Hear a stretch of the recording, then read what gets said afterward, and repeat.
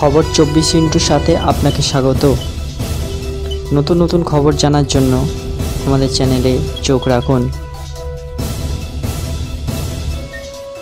নমস্কার দর্শক বন্ধুরা, স্বাগত আমাদের এই চ্যানেলে। ডাক্তারি প্রবেশিক পরীক্ষা ঘিরে যখন গোটা দেশে বিতর্কের ঝড় উঠেছে, তখন খাস কলকাতায় চলছিল অন্য এক খেলা।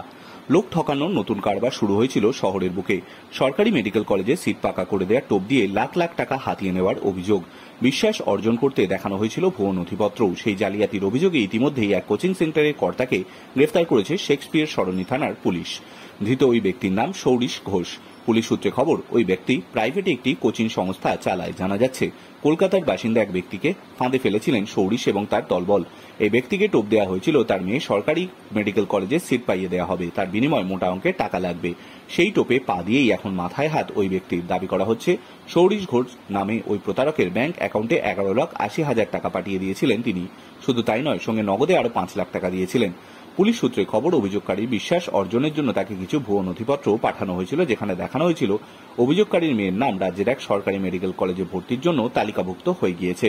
কিন্তু পরে যখন তিনি বুঝতে পারেন প্রতারণার ফাঁদে পড়েছেন, তখন মাথায় হাত ওই ব্যক্তির। সঙ্গে সঙ্গে শেক্সপিয়ার সরণি থানায় গিয়ে অভিযোগ দায়ের করেন।